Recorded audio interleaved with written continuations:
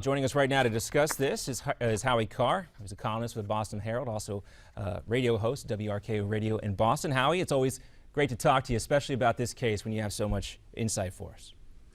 Right. You know, the thing is, the Supreme Court precedent says that you don't need to inform somebody of his rights and have a lawyer present if there is a clear and present danger of more crimes being committed. And that was the situation that the police found themselves in after they got this guy out of the boat wounded. They didn't talk to him for more than 24 hours after he was removed wounded from the boat. And then finally, though, they wanted to talk to him because these guys had a bunch of other bombs. When they were being pursued by various police departments in Cambridge on that Friday morning after the bombings, they threw another one of those kettle bombs out into the street. I mean, they could have killed, you know, several more police officers than the one they did. And there were reports around that there were other cells that were making their way to New York. That these two brothers, the Tsarnaev brothers, wanted to get to New York to use these kettle bombs in heavily populated areas like Times Square. I mean, the cops had every right to do this. The cops didn't give them the third degree.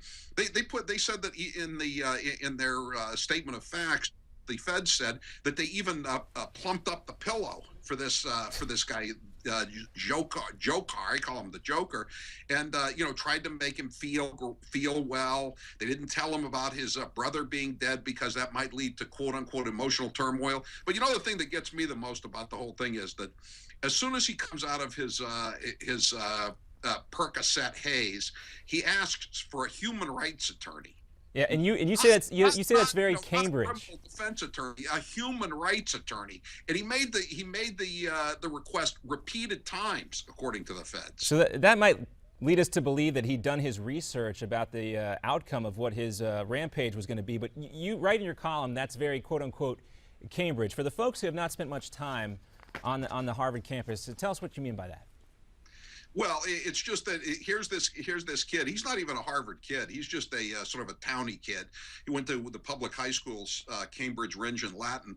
But Harvard is this, and Cambridge in general is just this kind of fantasy world. They have a Department of Peace at City Hall, like City Hall in one city can do anything about peace.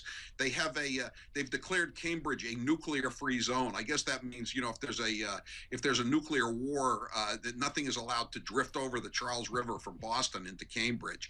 It's just everything is politically correct to the max. And this guy was, he was just assuming that he was going to be taken care of. Howie, I got to ask you about this report that I saw on ABC News recently, and this talks a lot about the training that they received. Now, the FBI says that they fear the bombers received training and aid from a terror group. They're saying that he and his brother, sophistication of the weapons, sophistication of the tradecraft, they had to receive some sort of help. Meantime, on the other side, we have quoted counterterrorism sources saying that investigators unable to find any hard evidence of any training or assistance. All right, Howie, you're on the ground level here. Where's the fact in all this? Well, I think these are guys. The older brother who's dead, speed bump I call him. He had never went to college. The younger brother, he was basically a drug dealer at a second-rate public college in Massachusetts. He didn't know anything about chemistry. Yet somehow they were able to do this fairly complicated procedure with the Christmas tree lights to set off the bombs. And another thing that leads the authorities to believe that there were other people involved is that what they did was to build the bombs, to get the explosives. They went up to New Hampshire where fireworks are legal, and they bought hundreds of dollars worth of fireworks. And the gunpowder in these fireworks is extremely fine. And yet they went to places that these two brothers lived, and they could find zero traces of any kind of gunpowder. And so it leads them to believe that the bombs were actually constructed in another place. And they've been to all the other places where members of this freeloading family live here in Massachusetts and Rhode Island and in New Jersey. And they haven't been able to find gunpowder residue anywhere. So I tend to think that they did have help. We just don't know who it is yet. I guess I was going to be at how much intelligence into the counterintelligence people up there have if they say that they received absolutely no help whatsoever.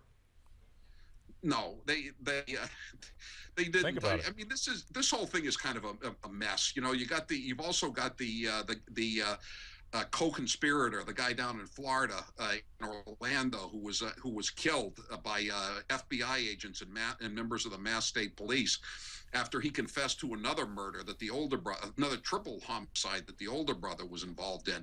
And you know, the black helicopter crowd is now saying that that this was some kind of false flag operation. I don't even know what they mean. I mean, who is it benefit that these guys are being framed? You know, I keep waiting to go over to Cambridge someday and see, you know, marathon bombing an inside job, you know, on a bumper sticker. I guess it could happen. The important point is here, Harry. Howie, are you allowed in Cambridge? Just out of curiosity's sake at this point, or do they not allow you over the bridge? I taught a course once at Harvard, which was at the JFK school, also known as Camelot High. I had to cross a picket line against myself to get into the to teach my course. Well, if I know you well enough, Howie, I'm sure you probably enjoyed that. And, you know, we want to move on and talk about a different topic, the Boston-centric topic, a different murder case than the one you just mentioned. That's the one dealing with Aaron Hernandez. He's been arraigned again, or scheduled to be arraigned later this week on murder charges he was arrested for, I guess charged with last week. This is a separate case,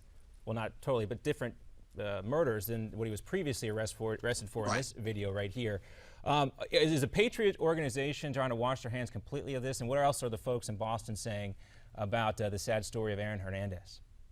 Well, I think it's more sad for the people he killed than for Aaron Hernandez. I mean, people are really shocked. They were shocked a year ago when this came out. The guy, because especially with these latest two murders that he's charged with, which were in Boston, and these took place before the last season he played. So you had a guy who's now charged with committing two murders, and then was a star tight end for the Patriots after committing these two murders, and that's kind of shocking to people. But you know, I think the Patriots cut him immediately as soon as he was arrested. There was none of this stuff about he'll be suspended and we'll take a wait and see attitude and get innocent until proven guilty. They just cut him with not a second thought. And you know, their other tight end Gronkowski was hurt, so they there's no question about this. Of course, these charges predate that arrest and the cutting, so you know I would assume there's some investigation going on. I don't believe the Patriots knew anything. I certainly wouldn't keep him around based on that. No, they knew nothing. No, they knew nothing about the two murders. And what happened? These other two murders, he was in a nightclub, and somehow these two guys disrespected him. It's just, I mean, it's even crazier than the murder of his friend.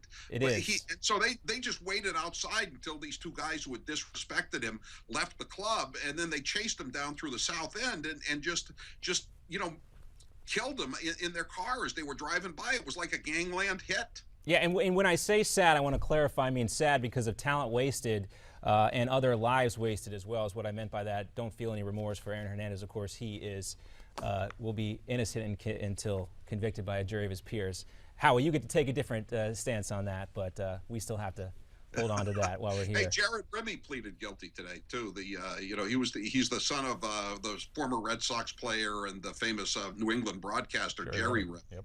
He pleaded guilty today to murdering his live-in girlfriend and the mother of his child in a steroid rage. That guy, you ought to get some video of him in court today. He looks like the white guy that Mark Cuban said he was afraid and would cross the street to get away from. Well, on that note, we'll look for that video, Howie, and we'll look forward to having you back to discuss that and other stories of import in Boston and elsewhere. Howie Carr, WRKO journalist, radio host, and columnist for the Boston Herald. Thanks so much for being with us. Hey, thanks for having me. Always a pleasure. Always a pleasure. Jerry Remy's story is big with the people up there because he is such a beloved figure on the Red Sox broadcast team for so many years, and his son went as far off the rails as a human being can go. Yeah, we know that story. You know that one well with your Boston ties. Ed, spent some time there. Indeed. Jerry doesn't deserve it. His family is just, it's tragic what's happened here, but he said, he's my kid. I had to support him as best as I can. Got a lot of heat for that. Well, parents do what parents have to do They sometimes, so we'll keep him in our thoughts as that story progresses as well. We want to hear from you. You can write into us. We want to hear your thoughts on the Boston bombing update. We just got there here on America's Forum. You can reach out to us on Twitter at Newsmax TV. The hashtag is America's Forum. We're back with more right after this.